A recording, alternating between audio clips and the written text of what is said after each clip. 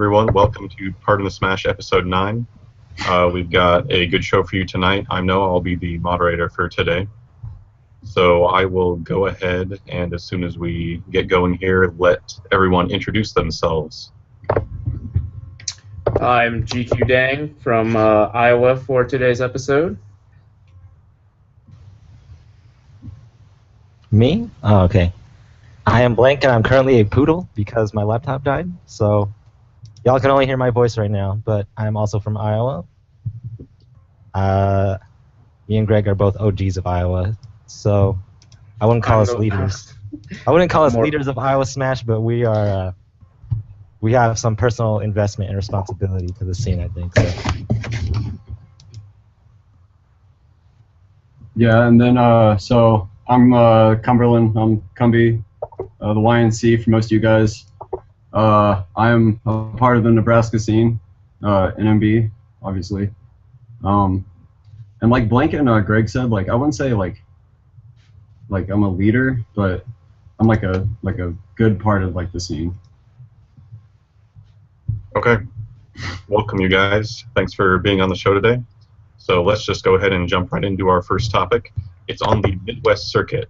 So what are your guys' opinions so far? And looking towards the future, how do you think all of that's going to go? Anyone have an opening thought there? All right, so the Midwest circuit, it's always really hype every year. And the thing that I think is different this year, though, is that it feels a little less organized. Like, you know, usually you have rankings and points, and then you have like a giant pool of money that goes towards whoever wins at the end. I haven't really looked into the Midwest circuit so far, or as much this year, but it doesn't seem to be as organized. But so far, I've really enjoyed all the events, and it's crazy how many events there are in the Midwest now as compared to before. Oh yeah, like Blank was saying, we've come a pretty long way from the Midwest circuit on the west side of things. You know, Illinois, Minnesota, Iowa, Nebraska, and Missouri, they're all like pretty much active again in a sense. And, you know, we're just playing a lot more. Like, I'm pretty sure when most people hear about the Midwest circuit, all they really consider is like Ohio or Michigan or Indiana, really. Yeah, that's another thing, actually. Before, Midwest West was like so much smaller that we had a separate circuit.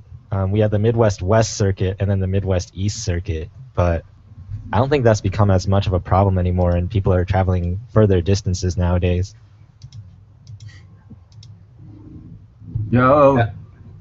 So like my view on the Midwest circuit is that like we shouldn't let Rob organize it. Yeah. So that's where the lack of organization comes from, I think. So like I feel like there needs to be like the TOs from each tournament should like organize the entire circuit. But you know, we're way past that. We're like coming into the last 4 events, so I mean there's nothing we can do about that. But yeah, no, tournaments have been good. I wish I could have gone to Minnesota, but I didn't. But you know, who's all going to the KC Classic this weekend? I know me and Greg are. Yeah, we're 2 Iowa representatives going. We have 2 cars from Iowa going, so that's going to be at least like 6 people probably. Yeah, I wish. See, the thing is, me and Colt, we were going to move to Colorado, but we're not anymore, so we couldn't sign up for this. So we couldn't take a car down, which thus led to a lot of people from Nebraska not going. So I feel like it really sucks, like travel-wise for just like some people. Yeah. So, go ahead, Blank. Oh yeah. No, you go ahead. I had not much good to say, but yeah. That was a no. That was me. But what was I gonna say? Like, which circuit events have already happened? I guess like how many has already been passed? So we've had Wisconsin happen, Minnesota has happened, Nebraska has happened. Okay. So, okay, let me do it by names, I guess. Great Revival, Warehouse 3, I think it was, Spring Showdown, Roll Tier, and I think that's the list for right now. And the remaining ones are the KC Classic, which are this weekend, Revelations in Colorado, so super far out. I don't know how it's considered Midwest, but they're in the circuit. And then supposedly there was supposed to be another Kansas tournament, but the page doesn't have anything for that. And then there's the final event in Chicago. Dismantle. So, is that Smash and Splash? No, that's a dismantle, I'm pretty sure. Oh, okay. Interesting. Yeah. Yeah, two different events, which I both want to go to now that I have the ability to. But So Dismantled is happening after Combo Breaker then, right? It's a pretty intense month of May for Midwest Circuit events, I guess. yeah. I think like Smash in general is really intense. Lately, you could probably go to a Smash tournament every week. If Yeah, you really wanted could. to. Yep. Which is People- saying a lot in the days of when we just had monthlies. All right, so like after the circuit's over, like is anyone tallying these points? Because I don't see like honestly a leaderboard anywhere. Yeah, like there was after like I think the first 2 events, because I know Rob, who is the lead organizer of the circuit, he put like the points up on the Smashboards page for it, and that was really all I saw. So I haven't followed up on it because I've only gone to the 2 tournaments, so I didn't really have any reason to. But I don't know how much updating is going on. Yeah, I think Rob needs to realize that a lot of people are on Facebook these days, so he should have like a dedicated group to that. Yeah. So, Yeah, Rob is still using Smashboards, which is somewhat admirable, but it's Yeah. definitely not going to attract as many people. Yeah, and so a funny thing is, I was just on the page and it said I had a notification for it, and Chexer was like, "Yo, are these points gonna get updated anytime soon? Like, how much cash is in this pool? Like, what's going on?" So, someone's concerned at least. Oh, definitely. I would be too. like I assume the prize in the end is cash prizes. Like whoever has like the most points. Where was it paid out to? Like top 5, top 3. Yeah, this is something that Rob will like make a huge long post about later, maybe. Yeah. Probably a bunch of Like I'm honestly concerned because like all I hear is like, yeah, these are circuit events, but then it's like, okay, well, where is this all being like moderated? You know, they're just called circuit events, but you know, that's just throwing on like a title to a tournament, saying this is important, you need to go to it. Right. I agree. But it's working. It is working, but like seriously, like, I mean, if Chexer's concerned, then you know I'm pretty sure more people will catch on, and it's coming near to the end of it. Yeah, we're about halfway through the circuit, and the biggest events are about to happen. So those people like Chexer and Dart and Kells, like those guys towards the top, they're probably like wondering about like what their prizes are going to be like once they get there. And I hope they just come to Omaha and just destroy Rob for not giving them their stuff.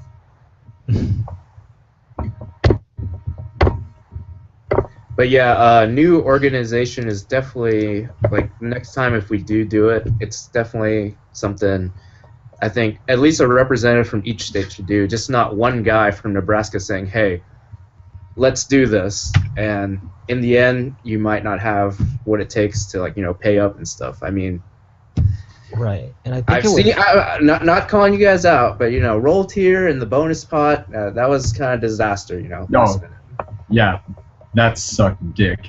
I personally am not a fan of the Roll Tier series. Roll Tier 1 was alright, but I hate Roll Tier. The thing is, like, okay, I've been kind of out of it for a while, but the last Midwest circuit that I was a part of, I believe that was held by Inferno Rage. For Brawl? Yeah. For Brawl? that was such a long time ago, and like I had no idea that another Midwest circuit was coming back up, and I was just like, it's a good idea if it was held by not Rob, but like it all just came up so suddenly. I didn't even hear about it, and I just really thought, you know, there'd be more collaboration between people before something like this came about. But I mean, whatever gets people going to tournaments, Smash tournaments have really had worse happen to them, you know, like times where people get their pot stolen, or, you know, have to pay back the hotel a little bit and people don't get paid, and just things that we don't talk about. But Things we try to keep in the past, basically. Exactly. And try to move on, you know. Learn from your mistakes.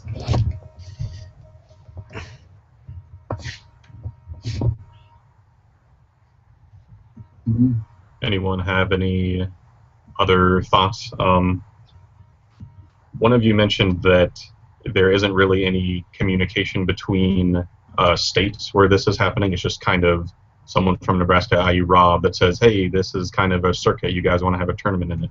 Do you think that is hurting it, this lack of communication, or just kind of having your own tournament and it just kind of being labeled a circuit event? Oh yeah, the lack of communication is definitely hurting. Like, if we had, so there's 7 tournaments. If we had 7 people working on the circuit, it would probably be running more efficient. Like tournament points or circuit points from like each tournament. Like, I feel like we'd have just like a big old like page on Smashboards or Facebook, just like of stats about like the tournament. But thus we have Rob, who is 28 and works with his baby all day. So yeah, that's what we get. Okay. Cool. Let's move on to the next topic. And that's going to be about Smash. And Smash started as grassroots, basically, and it's still, I mean, that's where its roots are. Duh. But do you think that it's kind of losing those beginnings? It's becoming a little bit more esports. I think it is, but not to the point where people like us have to worry about it. I think we really still keep it real in the Midwest, despite all the surroundings, you know. We haven't cut PM. Oh, but yeah. No. Like the days have definitely changed. People are less willing to go to basement tourneys, you know, like they don't want to go to just some dude's house anymore. They really want to see a venue before they invest in traveling. And Like, I'll ask you guys this question: would you guys go to like a random like house and play in a tournament? Let's just say it had a pot bonus of like $200. Would you go to that? Yes. well, see, probably no pot bonus at all. More likely. In Yeah, I someone's know, basement. but I mean, it's like, yeah, but let's just say that is the stipulation of the tournament, you know, like, hey, it's at someone's house, but there's a pot bonus. I mean, maybe if more people kept their houses in proper order and it wasn't just like walking into... I don't even know what to say. I just remember going to JBM's house and like having a tourney and his mom just cooking all of us breakfast. Like we just spent the night in his basement, and the next day we woke up to breakfast. Like, and then for other Midwest Circus events, I remember staying at Inferno Rage's house and like having Texas up till 5 in the morning yelling their freaking mouths off. It was ridiculous. Like, there's just so many great memories to be had from just going to a tournament for the experience, and rather than like, you know, building up what a tournament should be like in your head. Just going there and to expect the unexpected, essentially. But Blank, you said that you and Greg are OGs, so I mean, how many years ago was this that you were willing to travel and do that, and other people? Well, Noah, I don't know, like 5. I was like 16. I'm sorry. I'm Things kind were of different back then. like, yeah, I might not go now. I mean, I know I kind of support it, saying like, you know, it's grassroots and you're going to someone's house, but yeah, I'm reading Echo's like comment in the in the chat, and yeah, he's right. Like 10 years ago, we would probably go because like it was so grassroots, you know. But now, like, you don't know what kind of shady thing will happen because like it's just split up like that, you know. Yeah, we don't know each other as much anymore. I mean, I know you guys, but Yeah, no, there's a lot of people. but do I know you guys? Would you come to a tournament at my house, Blank? No, not again, Noah. All right. Not again. Well, what does grassroots mean to you guys? Like, Good question. I'll compare it to the FGC. They're way more grassroots than Smash right now. I'll tell you that. They know where their roots are, and like the players who get sponsored, like probably will change their attitude a little bit just because they're sponsored, but they know where they came from. While with Smash, it's kind of like, hey, I'm sponsored now. I have a sub button on Twitch. I'm just gonna play stuff that's mostly clickbait, you know. Like they're kind of like catering, you know, to the esports side. So you would say that being grassroots is a matter of where you came from, not the current state of your community? Well, I think you should start off as grassroots, you know? Like, you should get to know the people in your community and just be like, you know, chill out, you know? I mean, we're a community. That's what we do. Like, we hang out. But, like, these days, I assume, like, someone new that starts, let's just say, we'll go to just go to tournaments. Don't really hang out, you know? I think grassroots is somewhat defined by the end goal as well, because everyone, at least they should know, and this isn't 100% true, but for the most part, esports only benefits the top level of players, and not necessarily us. So, like, the people who want more money into tournaments, who want more exposure, are going to be those people. And it gets to a point where, do you want it to become a spectator sport where, you know, you're going to have like all these top players hailed as divas and people are going to tournaments for the money, or do you want like that like closeness with everybody where you know you can go out to eat with someone who, you know, came and took all your money and just hang out and have a good time, not necessarily worry about like how many Twitch or Twitter followers you have, you know. Yeah, like, so I've only been in the scene for like a year now, and from my point of view, like grassroots probably means something different than it means to you guys, because like for me, my roots was playing at Rob's house and just like getting trashed by JBN. Like those are my roots, and so coming up from there, like I think everything is like changing. Like I feel like us as like the Midwest, like in Smash, like how we have to be, like I think we're always going to be somewhere in between grassroots and esports. Like Definitely. Like I don't think like we're going to have like the big potential, but like we're just going to be like in that in between state. And some people would say that's a really good thing to. It's a good place to be where you won't forget why you're playing or why you started playing, but Yeah, you definitely have that hunger still. Yeah, because like we hold our, like we've got our tournaments at Underground, we've got our tournaments. Oh, we had our tournaments up in Lincoln. Columbus has theirs. Like they're all in smaller venues, like made for like 20, 30, 40 people. And so like to me, that's becoming the norm. Like that's what like I'm always looking for, and like it's nice. It's nice to like want that or just to see that, but I think like the people who are like just coming into the scene that like see like all like the sponsorships, like the Cloud9s, the TSMs, the Liquids, like I feel like they are all expecting way too much out of what the Midwest can be and like what we will be forever. I feel like this. Oh, go ahead. No, I feel like the sponsorships like are just going to get to some people's heads, but in like I don't want to bash on them, like this isn't a bashing, but Like I'm just going to use the Heartland Smash Central HSC as an example. Like their group, they run tournaments, they stream, like they do stuff. And they recently said they would sponsor a player, Cam2, Squirtle player.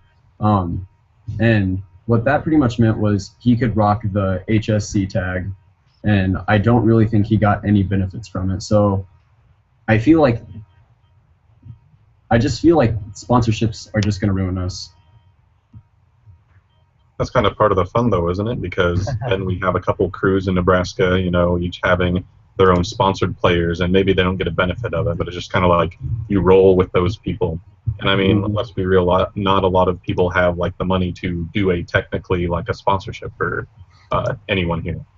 Well, it's kind of like the idea of trickle-down economics, which is just as hard to believe. You know, like you just throw more money into the top, and eventually it'll flow towards the little players. And you know, like, I know we had Game Geeks as a sponsor in Iowa, and I personally, I got a little salty. I was just like, well, these guys are sponsors. They think you're good, huh? I'm just like, well, I'm going to get better now then. And then, you know, the end goal for me wasn't to get sponsored, but I was like, this is kind of a cool motivator.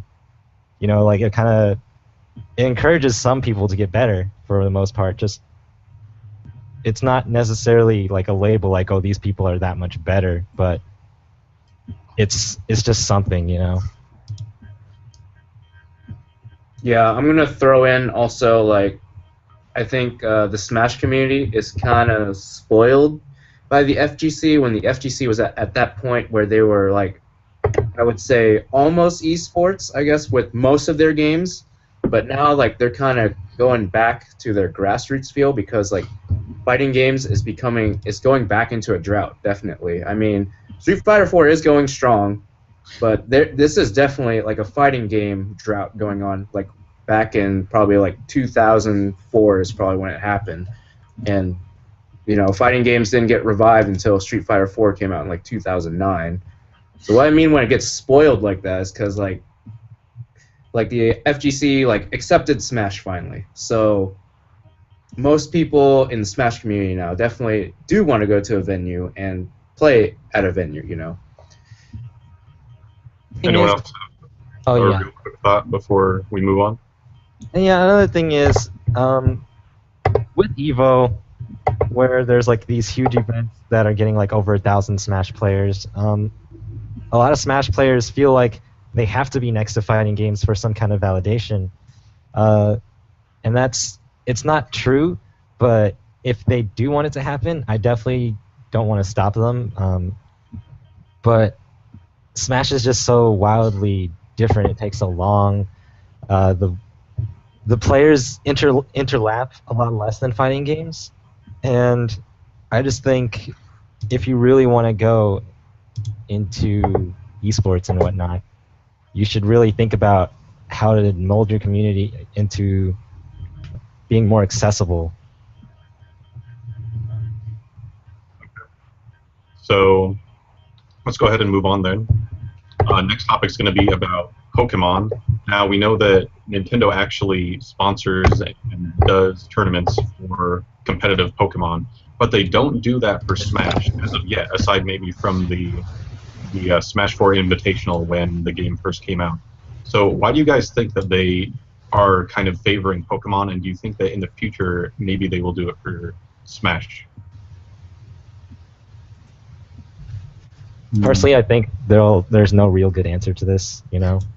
Obviously, we all think Smash deserves the support, but it just hasn't gotten it for whatever reason. And, you know, we've all heard Sakurai talk about it. He thinks it's not necessary. Like, I think if Smash was just straight up one-on-one, he would be more supportive of it, or Nintendo might even be more supportive of it, or just people at large. But because it's made as like a free-for-all kind of game, it's automatically seen as a party game.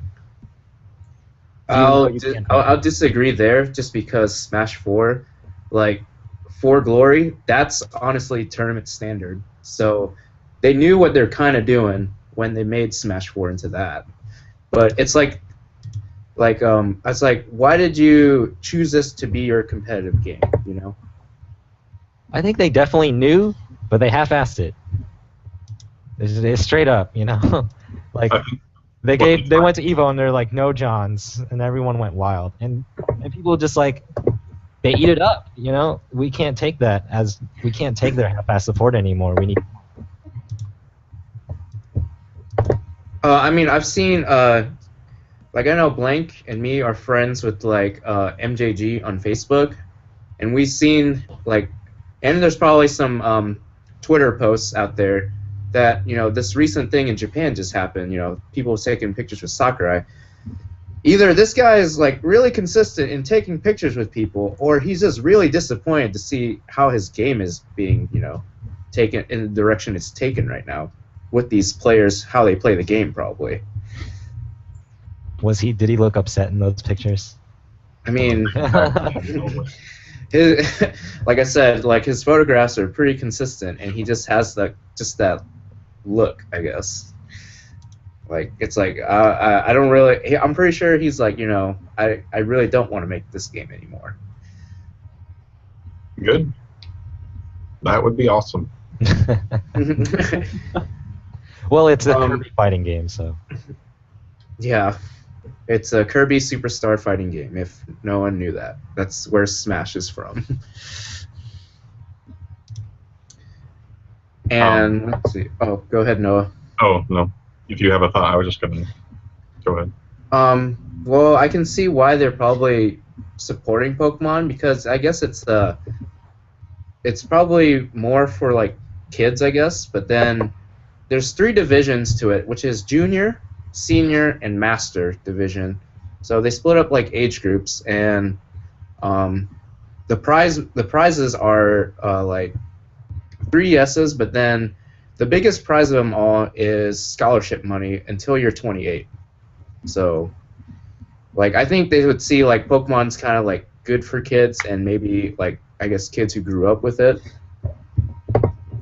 So that's why they're probably supporting it. But I mean, why not do that with Smash too? Not scholarship money, but, you know, why don't you throw in some money like Capcom does it with Street Fighter? So why doesn't Nintendo? Maybe they saw Mewtwo King and got like scared away, and they're just like, we can't market this. I'm sorry. I wouldn't give money to Mewtwo King. Yeah, he went on the stage, and they were just like, get this man off. We can see his trousers. I don't know. What do you guys think about the size of Pokemon compared to Smash? Everybody plays Pokemon. Yeah, definitely. Everybody plays Smash. Pokemon. Everybody plays Smash too, but not in the same way. Yeah. That's the thing. Everybody realizes that the goal in Pokemon is to beat the other dude, but in Smash, you know, It's to have fun, I guess. it's to get as many stocks as you can, but you don't really care as much about beating the other dude because it's free for all, you know. But okay, just like think about it. Like, stock just became the standard for Smash 4. Right. It used Like to be, all the previous games, like, it's set on time, basically. Like, I guess like Nintendo finally accepted that stock is a game type. Wait, is it the default? Well, like when you go to For Glory, I mean, that's what most people would probably play instead of like free for all, you know. Okay, well, yeah. yeah. I don't play Smash 4. I know nothing about it. Maybe they were just throwing a bone to the competitive scene to try and get them to buy the game, which I did, and I was disappointed.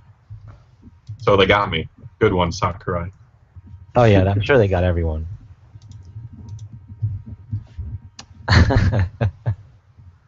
But yeah, everyone does play Pokemon. But I still think Pokemon is still honestly pretty underground, because some of my friends who still play people online, these people don't know how to play the game still, even though Nintendo like threw everything in their faces about like the hidden stuff about the game.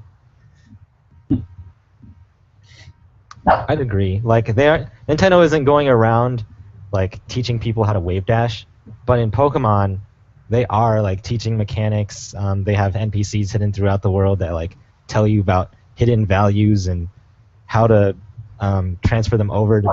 They've been adding like items that make it easier to level up your Pokemon competitively.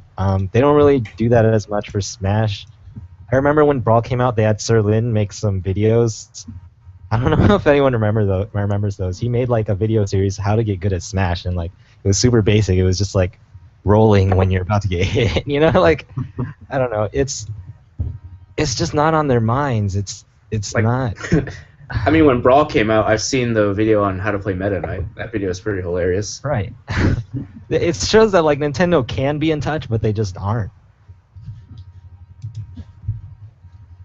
So So basically, like, I think all Nintendo's really doing with Smash is kind of just like using its terms. I mean, like last year for Best Buy, they called it a Smash Fest. Like, I was really surprised that they called it a Smash Fest, you know? Like, obviously you guys got this term from the community. There's no way you guys could have thought this up. And then at Evo, Reggie saying no Johns, another community term, you know. yeah, definitely. So yeah, it's basically a huge advertising game for them, but they're not going to help us with anything. Yeah. So what if their idea, like between like planning like the E3 Invitational, was just like giant advertising? Yeah, just PR everywhere. Like that's all they wanted. I mean, I don't think that. I know that. Oh damn. I mean the E3 Invitational, to make it into losers bracket, people voted in the crowd to like, yeah, we like this character way better than this character, so you're in losers bracket now. Yeah, let's go hugs. Yeah, basically, it's like, oh, he's Mega Man. I like Mega Man. He's going to losers bracket, even though this guy won. Well, I definitely feel like Nintendo is just using us as huge advertising gimmick, because when Apex went to crap, like what did they do?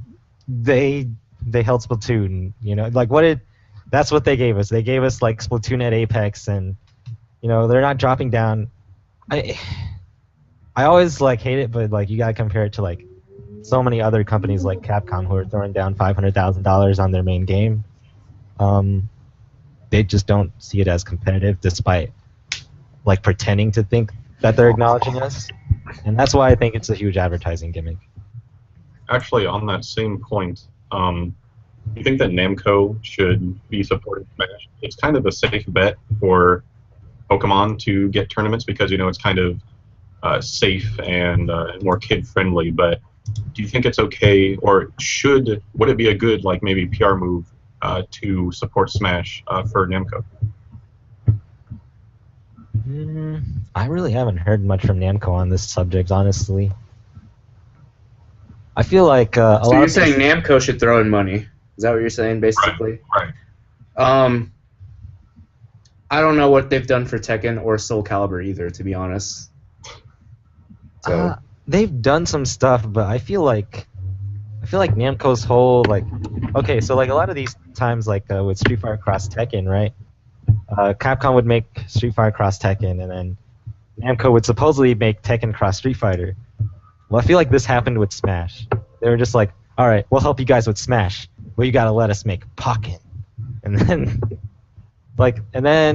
maybe they'll do something with Pokken, you know, if anything. But I don't think they'll get involved with Smash. It's Nintendo's game at this point. yeah, Namco's just another like bait company to buy you. It's like, oh look, new DBZ game. Of course, everyone's gonna buy it. Oh yeah, they definitely have a lot of cash cows. They know how. They're basically just like Nintendo for Yeah, sure. super milky. Let's move on to the next topic. This is a pretty important one because I actually am wondering your guys' perspective on this quite a bit. So this isn't a problem for any of us, of course, but Right. you go to a tournament, maybe your first couple, and you go 0-2. You are immediately knocked out of the bracket. What do? You just go home? No. Yeah, Please. you go home and you cry yourself to sleep because you lost. For newer people, I've seen, yes, they do go home. I'm not even kidding. I'm just like, what are you doing? You should stay and play, you know, if you want to get better. Yeah, actually get better.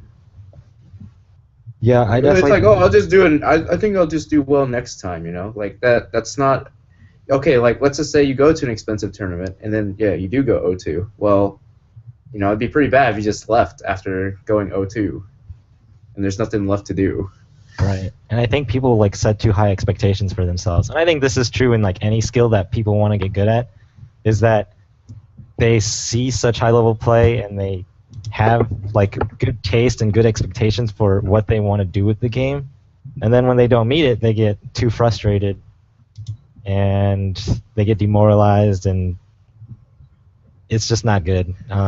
If you want to get better, you should definitely make full use of your tournament experience, and that could mean not just playing with people better than you, but talking to them and absorbing as much information as you can, like a sponge.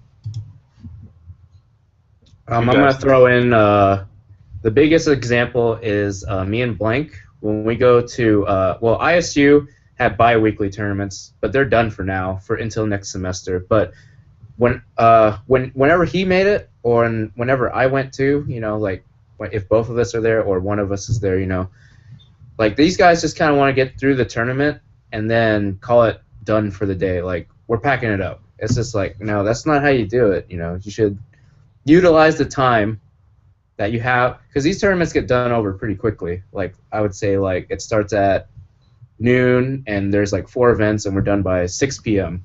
So it's just like, okay, it's like, okay, well, you know, we should play more, you know, but these guys just pack up and it's like, it's time to go home. I gotta go to dinner. Well, admittedly, I used to be one of the people who would go to like an out-of-state tournament, and then after I lost, I would get so salty, and then I'd talk to my friend J-Lo, who was also so salty, and we'd just play with each other. And like, it was so bad because we weren't getting any better that way, and it's just, why would you go to a tournament to play with someone that you play all the time? And that's definitely advice I would give to people. Not only playing people not from your state, but maybe even, you know, after a few tournaments, like rooming with different people. Don't go to a huge major and room with the same people that you always room with. Just try and like put yourself in a different environment and get out of your comfort zone, because you're gonna grow so much more that way. Yeah. So when you guys are, no, go ahead, Cumberland. I just wanted to say real quick that one of the things that people should be doing is playing friendlies, but I wanted to know your guys' opinion, having run tournaments yourselves, about friendly setups and how they're all basically used for the tournament. So maybe that's not really an option when you get out so quickly. See, now, go ahead. See, like, that's a hard thing. That's a hard thing to talk about, because to run a tournament efficiently and then to also have enough setups that people can play friendlies, like, that's requiring a lot of setups depending on the size of your tournament. Like, you want people to have fun and to run a tournament. Like, that's a hard question to ask, because like, you just need to have the resources. That's just a resource question. I think at a big major, and this is what a lot of people do, honestly, especially at majors at hotels, you bring your own setup and you set it up in your hotel room. That's definitely the best way to ensure that you're going to get friendlies. Yeah, salty sweets, they're so much fun, and you're not going to be able to sit in the ballroom all day for sure, but there are things you can do if you really wanted to get in the friendlies. Also, do you think that when people get out, are they watching other people at all? I know that maybe it's just kind of a local tournament thing since everyone knows each other, but nobody like watches like grand finals or better people play, right? They might just leave immediately. And if people leave immediately, are they going to go home and practice, or are they just going to kind of be like, well, I got out and guess I'm done with Smash for the day? Yeah, so this is something I want to talk about. So along the lines of watching, like, just watching matches, I feel like people don't watch enough matches at tournaments. Like they get too absorbed like with their friends, and I'm not saying it's a bad thing, but they get too absorbed with their friends in the environment that they kind of like forget why they went to a tournament. And another thing they get absorbed in is friendlies. Like, it's like 10 o'clock, you're getting towards the end of the tournament, and people are tired and just playing friendlies, and you've got like winners finals going on between the number 1 and number 3. Like, like PR like ranked in your state, like you should probably be watching that so you can learn some stuff. Yeah, I agree. It's just like for a lot of people, when you watch grand finals, you should really try and see what they do in situations that you have trouble with. But a lot of people, they think they're so much better, and they care too much about whether they got, you know, 5th or whether they got 16th. It honestly doesn't matter. If you didn't get first and you're not up there on that stage, then, you know, you should be trying to get better. Seriously. I like to say, like, it's also honestly probably the time you started out in Smash. Like, what year did you join? That kind of gives you that mentality of after going, you know, 0-2. Like myself, I actually just started playing the game a lot more and gotten back into it like last year. So whenever I did go 0-2 last year, I would honestly go around and started playing people, you know, and watching.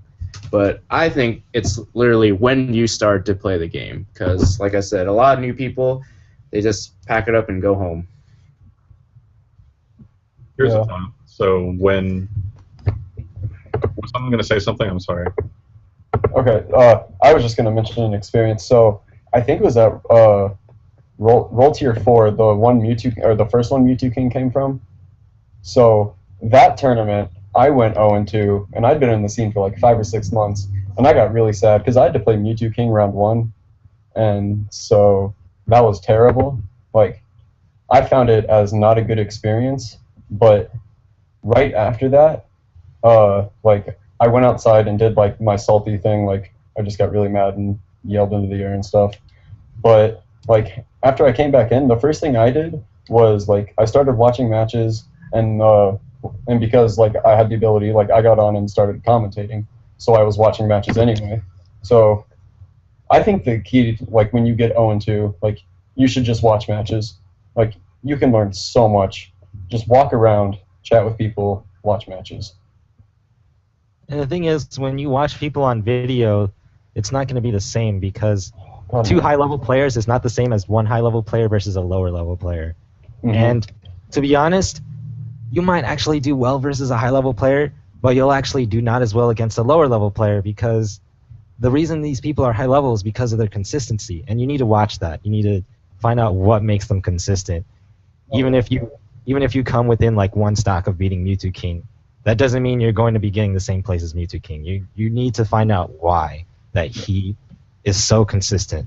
And when I watch him, it's like, you know, I think about it. I think it's like his reactions. His reactions are perfect.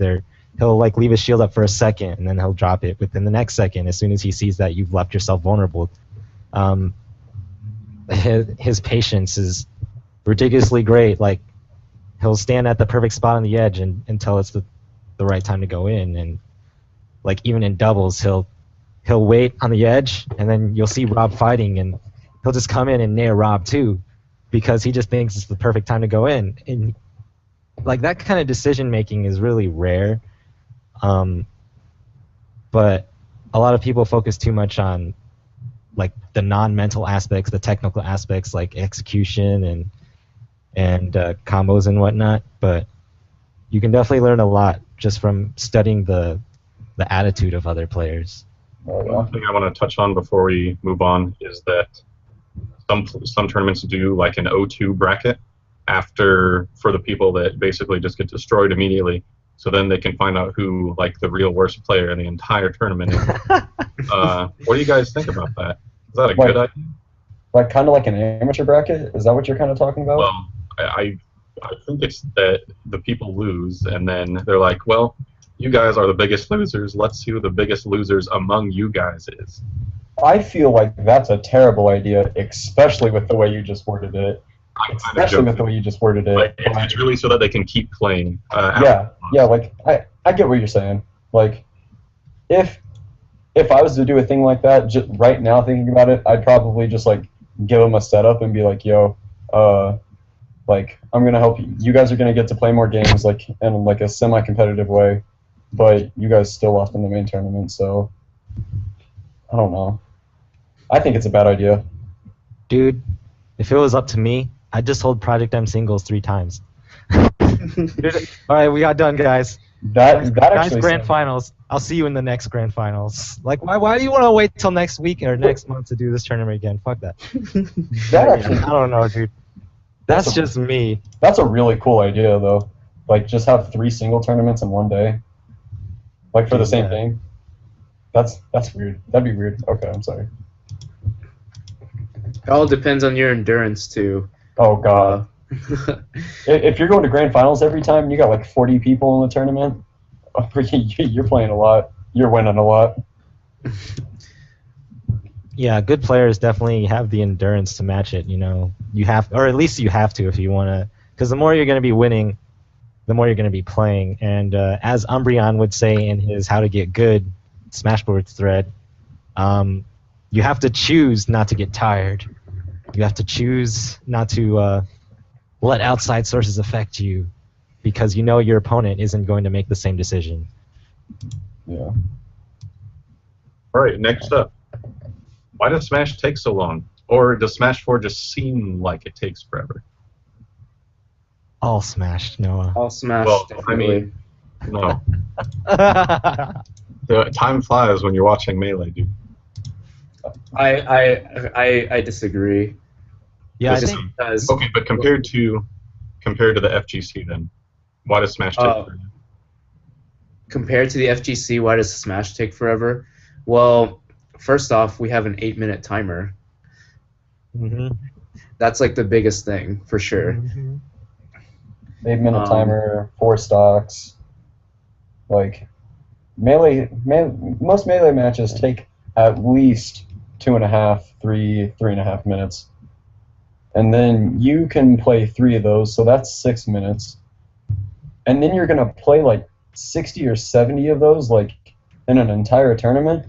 That's why Smash takes forever. Yeah, then you got to add in the fact that people want to have doubles. Mm-hmm. If you have 64 at your tournament, you're completely boned. I'm sorry. That's the longest game to take up time if there's like very high level players there. Like I would say that's the longest game if you have very low level players there. Yeah, 64 just takes a while. There isn't yeah, a time. it's for both parties definitely. If you're not good at the game, it can take forever. If you're good at the game, it'll take forever. Yeah. Like either way, it's gonna take forever. Right. Yeah, 64 doesn't need to be at tournaments anymore. Well, I'd say Midwest tournaments anyway. And Or I just tournaments. think like right, there's a lot of factors, but one of the main underlying things is just that in other fighting games you're forced into like a small area, and Smash you have a much larger area, you have more room to work with.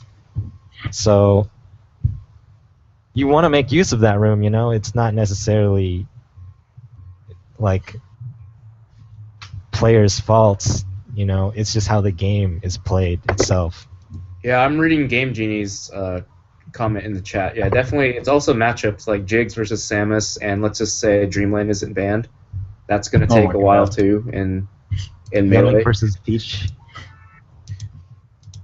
Like in general, like I'm pretty sure once you get to high level Smash, even though you see like probably a lot of combos, these guys are just waiting for their opportunity to get in. I mean, that's how you play the game. Yeah, and then like at a tournament, like you have like other things that are taking up times, like banning stages, choosing what character you want to play against someone else's character, actually finding your opponent. Like, there's so many stupid factors to like count on in a tournament. Yeah, you don't have to worry about stage bans in fighting games, so that's another thing. Like, you just really, like, you can get done with like a whole set in Street Fighter in the time it takes you to get like done with one match of Smash. That's just Maybe even just banning the stages. yeah. I think at some Smash tournaments, they try to try to when you coach someone, like give them just that amount of time, you know. Like actually, No. set, like, a Yeah, timer. like a set time of coaching. I don't know if people remember this, but at CEO for Project M, like tournament was running late. So Jabali put like a stream overlay. It was like 5 seconds.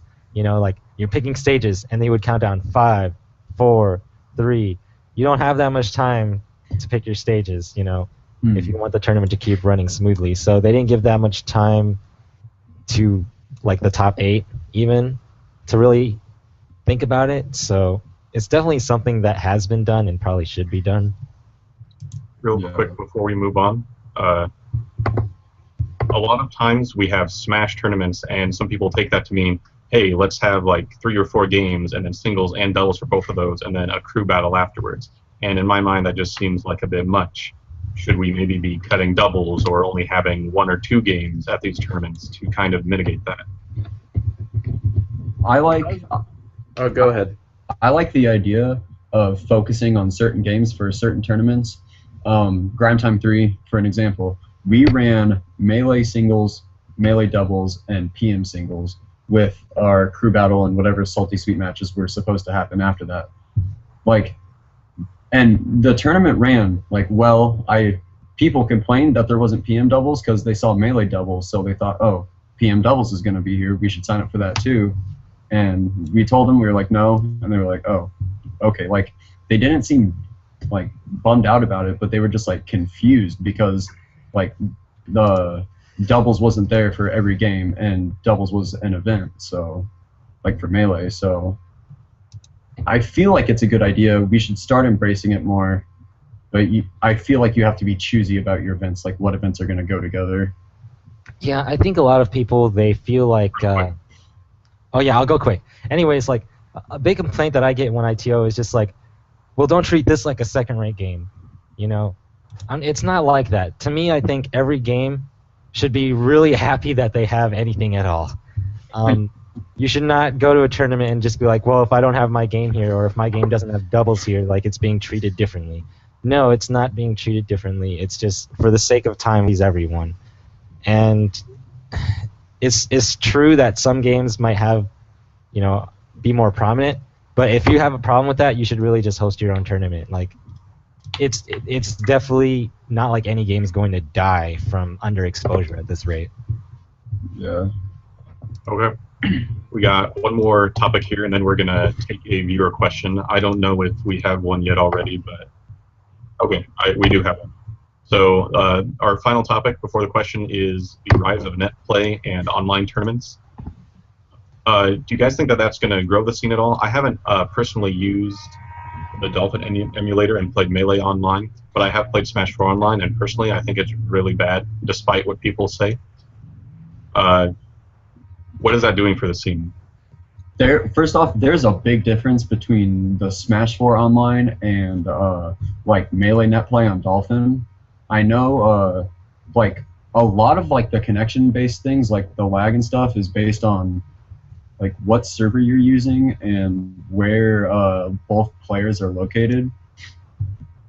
So, I mean, I personally don't like it because I don't want lag to ruin my combo, but like I don't know if there was like any other contributing factors, but I saw like a video of HBox just getting like he almost got 3-stocked by this dude from Colorado who like I didn't even know about, and he was playing Jigglypuff, and like this Fox was just going off on him. So I feel like Netplay could be good and could be bad because it could bring out some hidden bosses that like nobody knows about, but I feel like it could also mess up with people's tech skill, but that's a different thing. Yeah, definitely Netplay has raised some amazing players. Like Ally is one of the best players in the world. He didn't have anyone to play with in Chile, you know. He net played to get that good, and I remember like hanging out on GameFAQs, camping out threads just so you could play, and he would be there like every night. And like I think Netplay is good for improvement, but I think like once you start taking it too seriously, then there's going to be some shadiness. Like there was MLG game battles. I don't know if any of you remember that. I kind of was a part of that, and like I don't think I lost a single legitimate match. Like every match I lost, they would report it fake, and they would send in a made-up replay to prove that they had won, even though they had clearly didn't. And like the top team on doubles was named like 2 pimps or something. Anyways, if you go on Anther's Ladder, there are Netplay tournaments that are trying to let people play for money. And I was just wondering, what was your guys' opinions on that? Like, do you think you would ever enter an online Netplay tournament, or? I wouldn't know.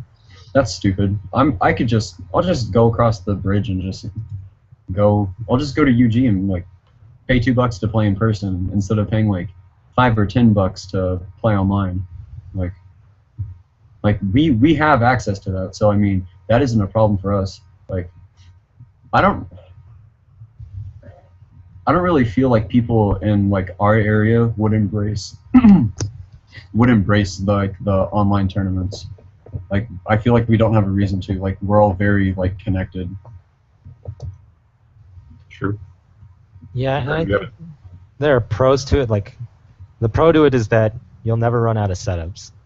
Yeah, you can play whenever, wherever. You got a computer, start playing. Yeah, and the con is that because of that, you know, it's going to be hard to moderate.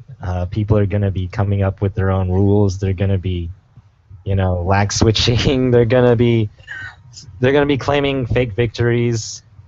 You know, it's Have some it's aim just out on. it's not worth putting money on. It's worth putting some pride into and to get better, but definitely not money. Yeah. Any final thoughts? I'll bring in a speed running aspect because I know there are some people around the world who can't afford like a console to import. Let's just say like I know most Chinese people, a lot of that stuff is banned over there. So I guess like in a sense, like if there are Chinese players, they have Netplay, you know. Like, but I know there's like some purists out there, you know, like console purists who don't really want to play like 20XX or anything and want to buy Melee, you know. That's $60, you know, but Netplay is free if you go to the right places, you know. So I mean, in a sense, it works on both ways. Like if you are a console purist, like, you know, go ahead and you have a good community, go ahead and out there and buy it or get 20XX or something like that. But, you know, if you're very, like, unfortunate and have a system or you're, like, somewhere else in the world and you want to play Melee, well, you know, Netplay's there for you. Okay. Okay, we're going to do the viewer question now. They want to know your thoughts. I believe this is from Clay. Is that right? It's from Clay. And he wants to know your thoughts on Tafakin's top 10 list that he released today. And you guys can see it there if you have the chat open, but I'll just real quick. It's Armada, PPMD, Mango, Leffen, Hungrybox, Mewtwo King, Axe, Pew Pew U, Westballs, and then Hacks. Although Hacks could be replaced by several other good players like Lucky or Kirby Kaze or something. This is kind of a fanboy question. Like this is a fanboy fight. How are you supposed to rank PPMD when he hasn't played this year yet? How can you put the biggest tournament ever? How? Fuck Apex. How are you supposed to tell anything? So much stuff has changed. Like, I don't know. I know this is a thing in Iowa. Like, a lot of people ask why. This is kind of also like a PR question too. Like, I hate numbers. You know. Like, you know, him just putting PPMD at 2, like, you know, that's his opinion, but it's like he could be the second best player, but I don't know that, you know. Like, exactly, he doesn't go to everything, so we don't know. Yeah, I don't like thinking of things in terms of lists and numbers. I feel like that's just like a bait, you know. Rather than looking at the big picture, let's all just put things into some arbitrary list decided by some guy. Yeah. I feel like understand that. Like, I know who the good players are. Like, you don't need to tell me. Like, I know who's consistently topping. I'm not gonna put them in any like list or order. Like, I know these guys are good and they're all capable of winning a tournament. That should be it. You know, you shouldn't put like a label on it. I know Hungrybox recently beat Leffen, so number 5 beating number 4, dude. It's it's an upset. Yeah, well, what's this? If people do moderate like lists like this, then you're gonna have to move Hungrybox up above Leffen like the next week. You know, like I don't like numbers in general. It's pretty dumb. I think I they don't get like- to people's heads. Yeah, exactly. It Yeah. inflates them, and they start thinking too hard about like placings in some stupid power ranking when they could just, you know, be getting better and winning and stuff. Yeah. And I feel like if someone is going to put out a list of who is like number 1, 2, 3, and 4, like with numbers, like they should use numbers to create that list. Other than that, I feel like we should just be like, yo, this person's the best right now. I And then agree. If talk about it's just an opinion, you might ranking as well just like outright, you know, make some kind of like blog or something. I don't know. Like Yeah. if you're actually like gathering statistics now, I could actually see something credible from that. Like how many times has this person won this matchup versus X person over X amount of years? Like that would actually be useful to me rather than just Yeah. some list. But you guys, you're always saying that you like don't like numbers, but Tafikins is the. I mean, he works for Oh. NASA first of all, but he is the stats dude. So he compiled all of this stuff, so we know that this is probably fairly accurate. Yeah, but I agree. But I think I'm gonna say like I've seen a lot of Swedish tournaments happen, so that's not like really fair to the American players too. You know, like okay, Armada's been to like 5 Swedish tournaments, and Mango's been to like 1 American national. So in a sense, it's not really fair too. You know, like I mean, if he compiled it, then I mean, Well, I think he accounts for that actually. There are ways. If he did, then I would love to look at it. But I would agree he's Yeah. a great statistician, but just the list alone isn't enough, you know. Yeah, I feel like, and because he does this with like the Melee top 100 list, like at the end of the year when he creates that, I feel like this top 10 list was really just made to actually just like start fires, like burn some bridges, like get people hype again. Like maybe we're in a down period or something. Like he's using this as he's using this to fuel some flames. I mean, Mango did used to be part of Melee on me. Maybe it's just to say, hey, Mango, become the best again. Yeah, like Mango, you suck. I can't say that. Mango. Okay. Anyone else have just something real quick to say about it? Echo deserves to be number 1 on that list. That's all I have to say. Well, Alright. I think Okay. Well, this is DBZ, man. I mean, people are going to be training up and moving all the time, so. Oh yeah. that's the show. Lists suck, but thanks for listing off the players I know that could win tournaments. That's what I have to say to Tafikins. Okay. And with that, I think we're gonna call it good. Thank you so much, everyone, for tuning in. I would like you guys to plug your streams and social media if you have it. Greg, do you have anything here? Post it in Twitch chat too, In Twitch chat, I don't have anything. or we can set up. type it as well. You guys Yeah, can just follow me at Twitter at GQDang, or go to my Twitch channel, which is also GQDang. I made it simple for everyone when I made those stuff. So Blank. All right, my Twitter is Blank Mauser, and my Twitch is also Blank Mauser, and I don't stream that often, but when I do, you can catch it. Cumberland. So I don't have a Twitch, but follow twitch.tv/Satisfiler. That is Culp's channel. That is what we stream on when we stream, once we get our goddamn cords. And then I'm gonna post my my Twitter in the chat. And add me everywhere. Okay. Thanks so much to our guests for being on. Thank you, all the viewers, for watching. This will be up on YouTube later, and you can watch it again there if you missed it, or if someone you know wants to watch it. So we will see you guys later. peace, guys. Goodbye. Yep. NMB.